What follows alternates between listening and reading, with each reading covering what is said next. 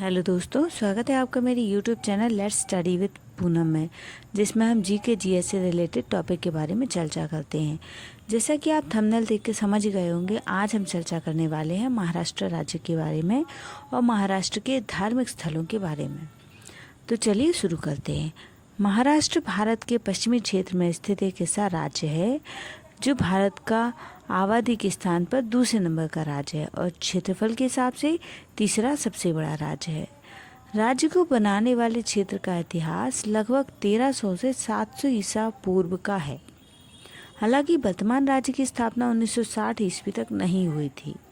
भारतीय स्वतंत्रता से पहले इस क्षेत्र पर शासन करने वाले उल्लेखनीय राजवंशों और संस्थाओं में कालानुक्रमिक क्रम में मौर्य साम्राज्य, पश्चिमी क्षत्रप, सातवाहन वंश, राष्ट्रकूट, पश्चिमी चालुक्य साम्राज्य, बहमनी सल्तनत, दक्कन सल्तनत, मुगल साम्राज्य, मराठा साम्राज्य और ब्रिटिश राज शामिल है।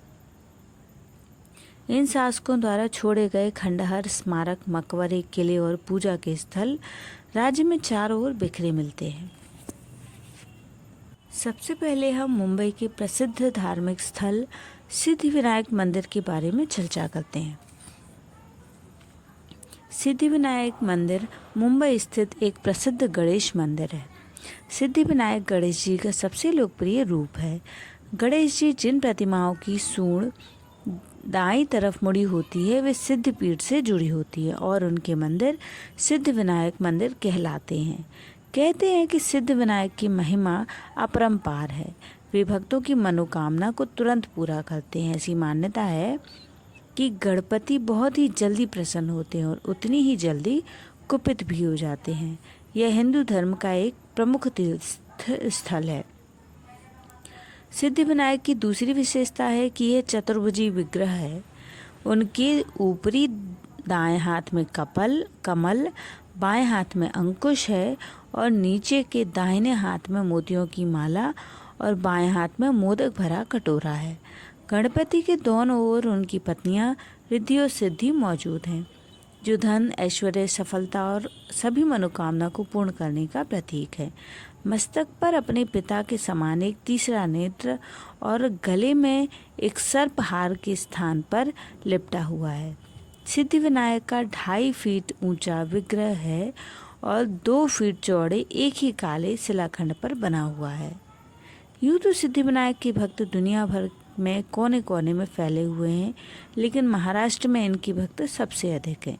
समृद्धि की नगरी मुंबई में प्रभादेवी इलाके में सिद्धिविनायक मंदिर उन गणेश मंदिरों में से है जो सिर्फ हिंदू ही नहीं बल्कि हर धर्म के लोग दर्शन और पूजन अर्चन करने आते हैं। हालांकि इस मंदिर की ना तो महाराष्ट्र के अष्टविनायकों में गिनती होती है, ना ही सिद्धटेक में इसका कोई संबंध है, फिर भी यहाँ गणपति खास तरीके से पूजे जाते हैं। अब हम बात करते हैं त्र्यंबकेश्वर ज्योतिर्लिंग के बारे में। त्र्यंबकेश्वर मंदिर महाराष्ट्र के नासिक जिले के त्र्यंबकेश्वर तहसील में त्र्यंबक शहर से एक प्राचीन हिंदू मंदिर है, जो नासिक शहर से 28 किलोमीटर और नासिक रोड से 40 किलोमीटर दूर है। यह हिंदू भगवान शिव को समर्पित है और 12 ज्योतिर्लिंगों में से एक है।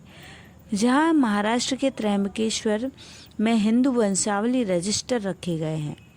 पवित्र गोदावरी नदी का उद्गम त्र्यंबक के पास है। मंदिर परिसर में कुशावर्त कुंड श्रीमंत सरदार राव साहब पारनेरकर द्वारा निर्मित, जो इंदौर राज्य के फड़वनीस थे, भारत की दूसरी सबसे लंबी नदी गोदावरी का स्रोत है। कुंड के किनारे सरदार फड़नवीस और उनकी पत्नी की एक प्रतिमा देखी जा सकती है।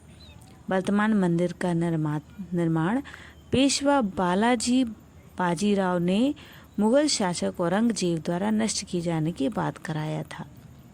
मंदिर ब्रह्मगिरी, नीलगिरी और कालगिरी नाम की 3 पहाड़ियों के बीच स्थित है। मंदिर में 3 रूप हैं, 3 लिंग हैं जो शिव और ब्रह्मा और विष्णु का प्रतिनिधित्व करते हैं।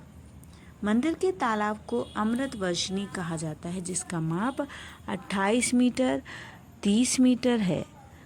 पानी के 3 अन्य निकाय हैं जिनके नाम हैं बिल्वतीर्थ, विश्वतीर्थ। त्र्यंबकेश्वर मंदिर के अलावा इसका धार्मिक दृष्टिकोण से भी महत्व है। मान्यता है कि यहाँ शिवलिंग पर लगातार जल टपकता है, जो अत्यंत अद्भुत माना जाता है। यह जल त्रिवेणी गंगा, यमुना और सरस्वती की संयोग से उत्पन्न माना जाता है। यहाँ ब्रह्मा, विष्णु, महेश के मिला जुला रूप को दर्शाने के लिए इस स्थान को त्रिमेक्ष भी कहा जाता है। त्र्यंबकेश्वर मंदिर के पीछे कई कथाएं और मान्यताएं जुड़ी हुई हैं, जो शिव पुराण में उल्लेखित। अब बात महाराष्ट्र के एक और प्रसिद्ध मंदिर शिरडी साईं बाबा के मंदिर के बारे में। शिरडी महाराष्ट्र में अहमदनगर जिले का राहाता तालुक में स्थित एक नगर है।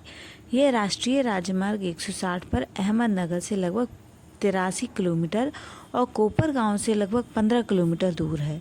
यह स्थान साईं बाबा के लिए प्रसिद्ध है और यहाँ उनका एक विशाल साईं बाबा समाधि मंदिर है, इसलिए इसे साईं नगर शिरडी भी कहा जाता है। साईं मंदिर विश्व के सबसे अमीर मंदिरों में से एक है।